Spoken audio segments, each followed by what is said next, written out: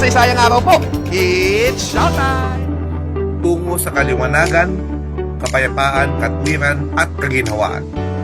Ang saysay ng medisinang pamporensiko sa Pilipinas.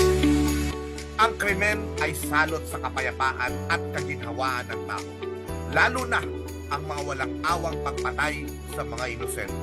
Ngunit, ang agham ay may paraan upang mula sa mga labi ng mga nasawi, maaaring mahugot ang katotohanan ng mga pangyayari.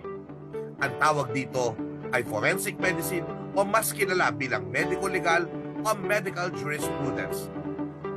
Ang medisinang pamporensiko ay ang paggamit ng maagham, lalo na ang pagsusuri ng katawan ng tao upang makatulong sa paglutas ng mga kaso. Ngunit, upang malaman ang kahalagahan ng larangan na ito sa ating papapatupad ng batas, kailangan itong mailagay sa mas malawakang kontekstong pangkasaysayan. Nagkaroon din ng Medical Legal Division sa Criminal Laboratory ng Philippine Constabulary. Sa kalaunan ay naging Philippine National Police o PNP. Lahat din ng mga provincial, municipal, and city health officers, mga physicians ng mga ospital, health centers, asylums, penitentiaries at colonies ay naging mga ex-officio medical legal officers ng bansa.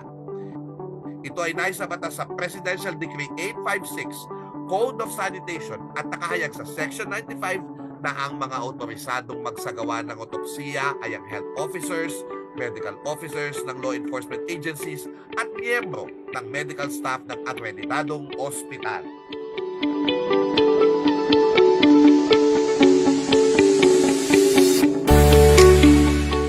Sa matagal na panahon, tila nahirapang pagbuklorin ng mga profesional sa larangan ng mediko-legal. Mula nung maitatag bilang isang dibisyon, ang PNP Medical Legal Division ay naging pangunahing haligi sa pagsusulong ng mataas na pamantayang profesional sa larangan ng forensic medicine sa bansa. Sa ilalim ng pamumuno ng isang sertipikadong manggagamot, masusing sinuri at pinahusay ang umiiral ng mga alituntunin at pagsasagawa ng mga tungkuling mediko-legal upang matiyak na ito ay naaayon sa mga legal na pangangailangan at pandaigdigang pamantayan. Sa mas malalim na pag-unawa, kinikilala ngayon na ang practice ng forensic medicine sa Pilipinas ay natatangi. Hindi lamang kasi ito tumutuon sa eksaminasyon ng mga yumao, kundi sa masalimuot ding proseso ng pagsusuri sa mga nabubuhay na biktima ng pang-aabuso. Dito isinilang ang unang programang sertifikasyon, ang Medical Legal Course na hinati sa dalawang antas, Basic at Advanced. Sa pagkilala na ito ay isang espesyal na profesyong nangangailangan ng mataas na antas ng kasanayan, isinulong ang mas sistematikong forensic medicine course na nakaangkla sa lokal at internasyonal na pamantayan ng forensic medicine. Ang pag-aproba ng PNP Training Service ng Standard Training Package of STP para sa PNP Forensic Medicine Course sa pamamagitan ng STP Board Resolution Number 2024-025 ay nalathala noong March 18, 2024.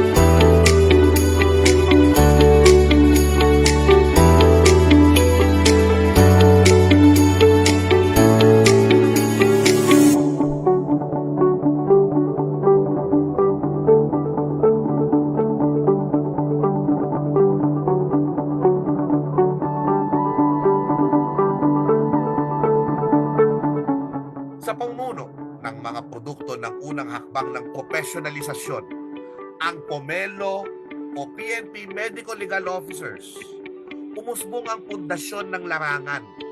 Subalit sa kabila ng dedikasyon, nalugmok rin ito sa matinding mga hamon, kakulangan sa pondo, mabigat na trabaho, limitadong pagkilala, naging fragmented, under-recognized at vulnerable to inconsistencies ang profesyon.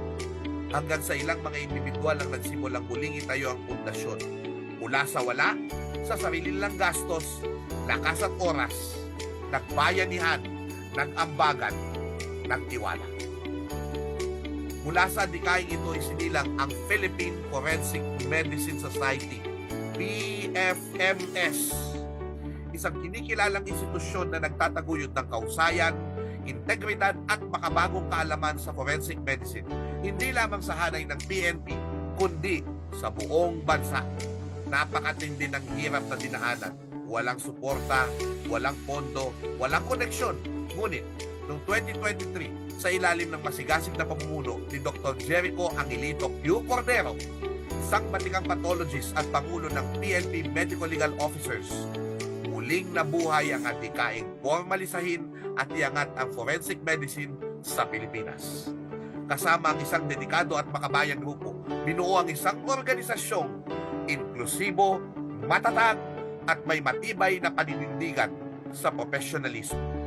Sa sama-samang sakripisyo ng mga opisyal at miyembro, noong July 18, 2024, tuluyan ng nairehisto sa pamahalaan ang PEFMS. Pagsapit ng March 5, 2025, ito ay naging affiliated society ng Philippine Academy of Family Physicians o PAFPI sa ilalim ng Philippine Medical Association o PMA.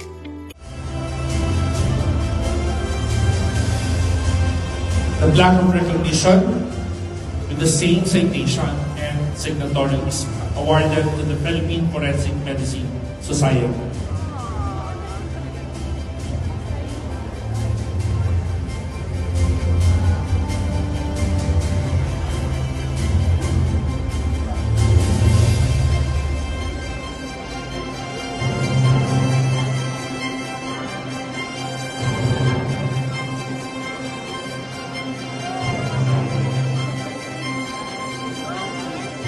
Once again, please give a big hand to the officers of the Philippine Forensic.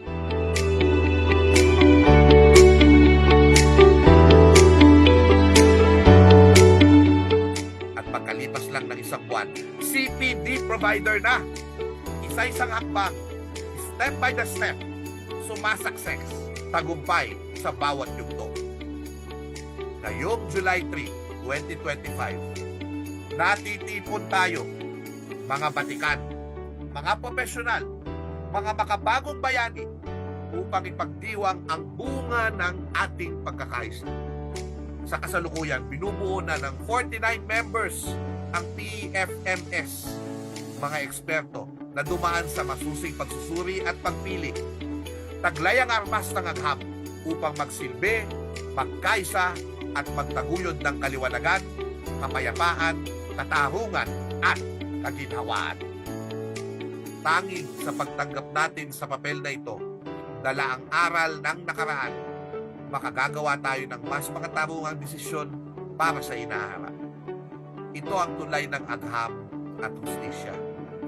Bridging Medical Science and Justice upang ang agham pangkalusugan ay magsilbing daan tungo sa mas makataong pag-ibig sa ating inang bayan.